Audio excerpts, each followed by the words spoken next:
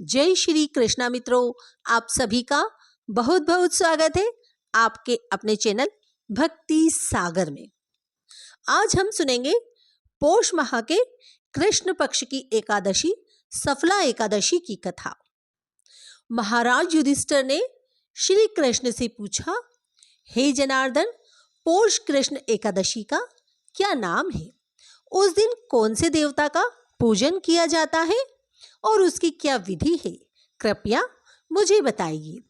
भक्तवत्सल भगवान श्री कृष्ण कहने लगे कि धर्मराज, मैं तुम्हारे स्नेह के कारण तुमसे कहता हूं कि एकादशी व्रत के अतिरिक्त मैं अधिक से अधिक दक्षिणा पाने वाले यज्ञ से भी प्रसन्न नहीं होता हूं। अतः इसे अत्यंत भक्ति और श्रद्धा से युक्त होकर करें। हे राजन, द्वादशी युक्त पौष कृष्ण एकादशी का महात्म्य तुम एकाग्रचित होकर सुनो। इस एकादशी का नाम सफला एकादशी है। इस एकादशी के देवता श्री नारायण है। विधि पूर्वक इस व्रत को करना चाहिए।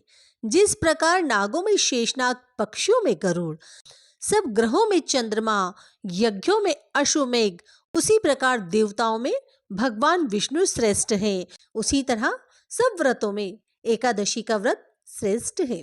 जो मनुष्य सदैव एकादशी का व्रत करते हैं वे मुझे परम प्रिय हैं। अब इस व्रत की विधि कहता हूं। एकादशी व्रत के लिए दशमी के दिन सिर्फ दिन के वक्त सात्विक आहार करना चाहिए। सायकाल के समय दातून करके पवित्र होना चाहिए। रात्रि के समय भोजन न करें। भगवान श्री नारायण के स्वरूप का स्मरण करते हुए सोएं। एकादशी के दिन सुबह स्नान आदि से निवृत्त होकर साफ कपड़े पहनकर व्रत का संकल्प लें। हर भक्त को विधि पूर्वक इस व्रत को करना चाहिए। पूजन के लिए ऋतुफल, नारियल, नींबू, नैवेद्य आदि 16 वस्तुओं का संग्रह करें। इस सामग्री से श्री विष्णु तथा देवी लक्ष्मी की पूजन करें। घर में बने पूजा के स्थान पर दीप जलाकर भगवान श्री विष्णु का गंगा जल से अभिषेक करें। पूजा में धूप, दीप एवं नाना प्रकार की सामग्रियों से उन्हें प्रसन्न करें। इसके बाद उन्हें तुलसी दल अर्पित करें। सात्विक भाव धारण करके भगवान विष्णु की पूजा करें। रात्रि के समय श्री विष्णु के नाम से दीपदान करें और एकादशी कथा पढ़ें। आरती एवं भजन गाते हुए रात्रि जागरण करें। अगले दिन आरती करके व्रत का पारण करें। जो लोग इस दिन व्रत नहीं रख पा रहे हैं वे केवल सच्चे मन से पूजन करके प्रार्थना कर सकते हैं। एकादशी के व्रत के समान यज्ञ, तीर्थ, दान, तप तथा और कोई दूसरा व्रत नहीं है।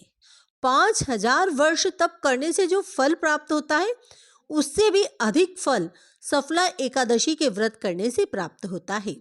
हे राजन, अब आप इस एकादशी की कथा सुनिए। चंपावती नगरी में एक महिष्मान नाम का राजा राज्य करता था। उसके 4 पुत्र थे। उन सब में लुम्पक नाम वाला बड़ा राजपुत्र महापापी था। वह पापी सदा पर स्त्री और वेश्यागमन तथा दूसरे बुरे कामों से अपने पिता का धन नष्ट करता रहता था। सदैव ही देवता, ब्राह्मण व वैष्णवों की निंदा किया करता था। जब राजा को अपने बड़े पुत्र के ऐसे कुकर्मों का पता चला तो उन्होंने उसे अपने राज्य से निकाल दिया। तब वह विचारने लगा कि कहाँ जाऊं, क्या करूं। अंत में उसने चोरी करने का निश्चय किया। दिन में वह वन में रहता और रात्रि को अपने पिता की नगरी में चोरी करता तथा प्रजा को तंग करने और उन्हें मारने का कुकर्म करता था। कुछ समय पश्चात सारी नगरी भयभीत हो गई। वह वन में रहकर पशु आदि को मारकर खाने लगा। नागरिक और राज्य के कर्मचारी उसे पकड़ लेते किंतु राजा के भय के कारण छोड़ देते थे। वन में एक अति प्राचीन विशाल पीपल का वृक्ष था। लोग उसकी भगवान के समान पूजा करते थे।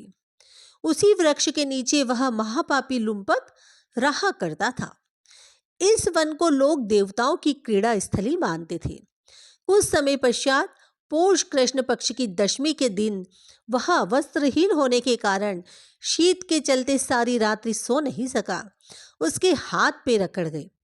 सूर्योदय होते होते वह मूर्छित हो गया। दूसरे दिन एकादशी को मध्याह्न के समय सूर्य की गर्मी पाकर उसकी मूर्छा दूर हुई। गिरता पड़ता वह भोजन की तलाश में निकला। पशुओं को मारने में वह समर्थ नहीं था, अतः पेड़ों के नीचे गिरे हुए फल उठाकर वापस उसी पीपल वृक्ष के नीचे आ गया। उस समय तक भगवान सूर्य अस्त हो चुके थे। वृक्ष के नीचे फल रखकर कहने लगा, हे भगवान, अब आपको ही अर्पण है ये फल, आप ही तृप्त हो जाइए। उस रात्रि को दुख के कारण रात्रि को भी नींद नहीं आई। उसके इस उपवास और जागरण से भगवान अत्यंत प्रसन्न हो गए और उसके सारे पाप नष्ट हो गए। दूसरे दिन प्रातः एक अति सुंदर घोड़ा अनेक सुंदर वस्तुओं से सजा हुआ उसके सामने आकर खड़ा हो गया। उसी समय आकाशवाणी हुई, हे राजपुत्र, श्री नारायण की कृपा से तेरे सब पाप नष्ट हो गए हैं। अब तू अपने पिता के पास जाकर राज्य प्राप्त कर। ऐसी वाणी सुनकर वह अत्यंत प्रसन्न हुआ और दिव्य वस्त्र धारण करके भगवान आपकी जय हो कहकर अपने पिता के पास चला गया। उसके पिता ने प्रसन्न होकर उसे समस्त राज्य का भार सौंप दिया और वन का रास्ता लिया। अब लुम्पक शास्त्रानुसार राज्य करने लगा। उसके स्त्री पुत्र आदि सारा कुटुंब भगवान श्री नारायण का परम भक्त हो गया। वृद्ध होने पर वह भी अपने पुत्र को राज्य का भार सौंपकर वन में तपस्या करने चला गया और अंत समय में वैकुंठ को प्राप्त हुआ। अतः जो मनुष्य इस परम पवित्र सफला एकादशी का व्रत करता है उसे अंत में मुक्ति प्राप्त होती है। जो नहीं करते हैं वे पूंछ और सींगों से रहित पशुओं के समान हैं। इस सफला एकादशी के महात्म्य को पढ़ने से अथवा श्रवण करने से मनुष्य को अश्वमेध यज्ञ का फल प्राप्त होता है। अतः सफला एकादशी का व्रत हर मनुष्य को अवश्य ही करना चाहिए, ताकि जाने अनजाने में उससे जो हुए हैं पाप कर्म वो दूर हो जाए और उसे वैकुंठ की प्राप्ति हो। 5000 वर्ष तप करने से जो फल प्राप्त होता है उससे भी अधिक फल सफला एकादशी का व्रत करने से प्राप्त होता है।